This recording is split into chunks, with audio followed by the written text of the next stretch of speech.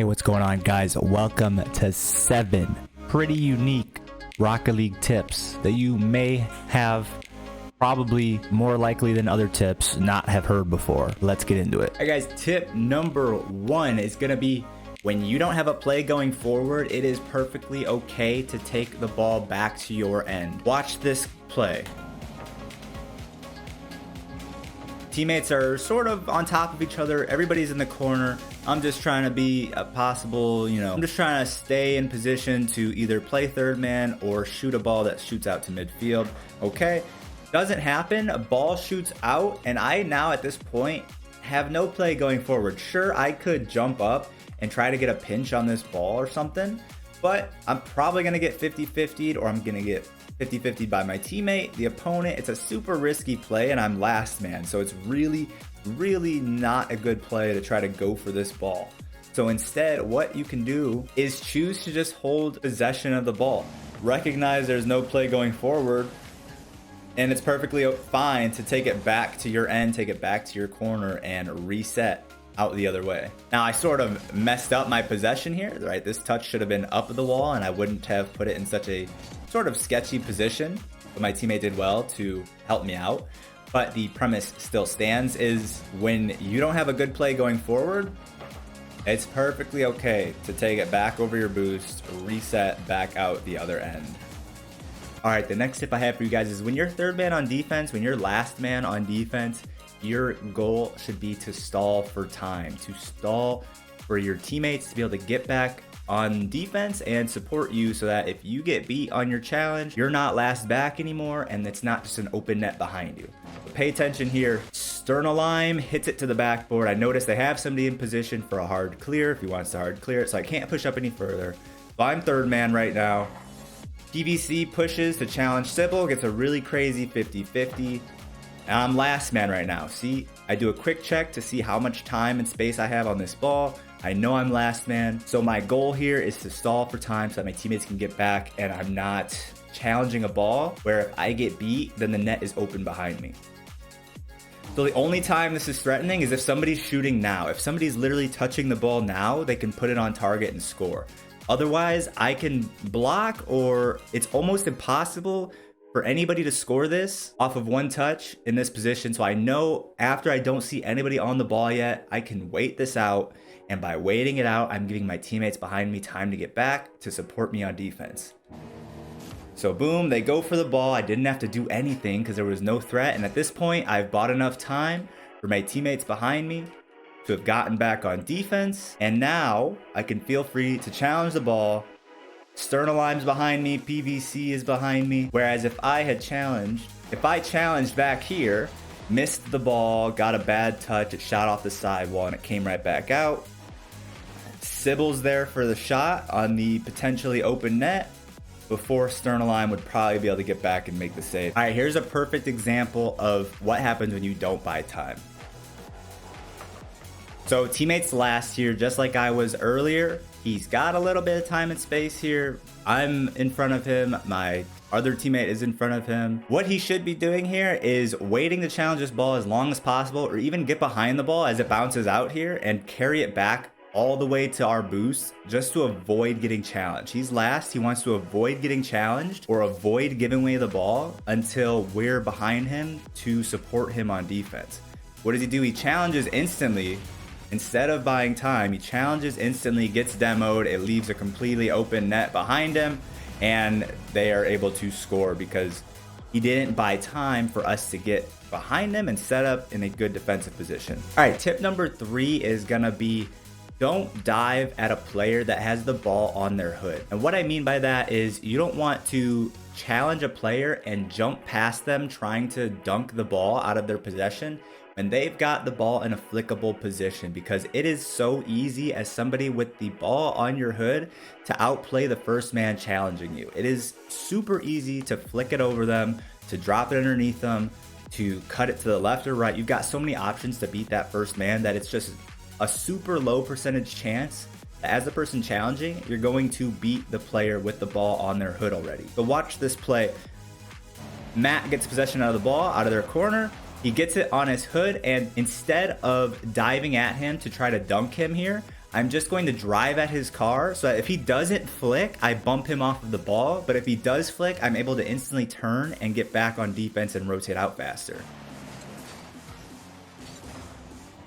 So in this play particularly, specifically, it does look like if I just full on rush him, he took a long time to pull the trigger on his flick. But you always want to base your decision making on what works most often, on the highest percentage play, because that's how you win most often. That's how good things happen most often, is basing your decision making on what the best play is most of the time, right? So yeah, in hindsight, I probably could have dunked him. Would there have been much value in it anyways? Not really, because he's safely in his corner. Any dunk is probably just going to get scooped up by his teammates anyways. So instead of, like some people will do here, jumping at the ball, possibly missing the challenge, getting flicked, and then landing way back here, possibly face planting off the wall, having a super slow recovery. After I challenge, I'm able to just instantly turn and start rotating back to defense to get back and support my team as fast as possible. And my challenge still had its desired result. I get him to flick, give away possession with that flick, or lose possession temporarily to where Gerard is now able to challenge the ball. And I played my role successfully. Take a look at this player that I'm playing against. I get the ball on my hood for a flick. He should not dive at this and challenge me. He should fake challenge me, especially since he's last man. Just like we talked about on the earlier tip, you want to buy time as last man. He fails that earlier tip as well. But notice, he dives at me, he takes himself super far out of the play, and I barely had to work for it. It's just way too easy to get the ball past somebody when you've got the ball on your hood. You really shouldn't be diving at somebody. If he had just instead,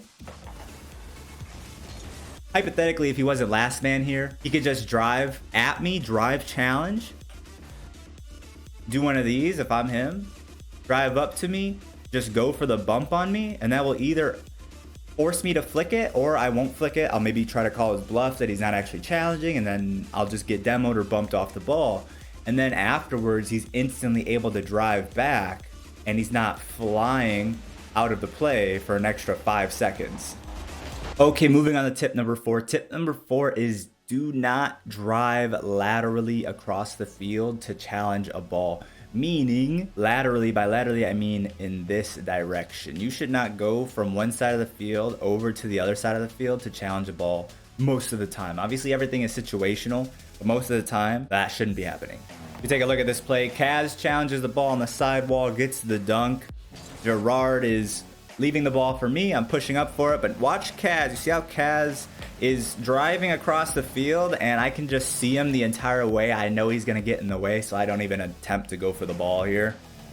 He's in my space, he's in my zone, and I don't want to overcommit. I'm like, what are you doing here, step bro? You got to go. So yeah, if you drive laterally across the field, a lot of the time that means you're cutting off players behind you who are in a different lane of the field that can challenge that ball. So if we watch this from Kaz's perspective, gets the challenge on the sidewall, and what he should do here is probably drive slightly towards midfield, pick up a couple pads, and then rotate back to third man, sort of like this. Maybe grab this pad and then turn this way and rotate back out. But he makes that challenge and then drives across the entire field. Cuts off Gerard, cuts off me, and then nobody ended up going for the ball.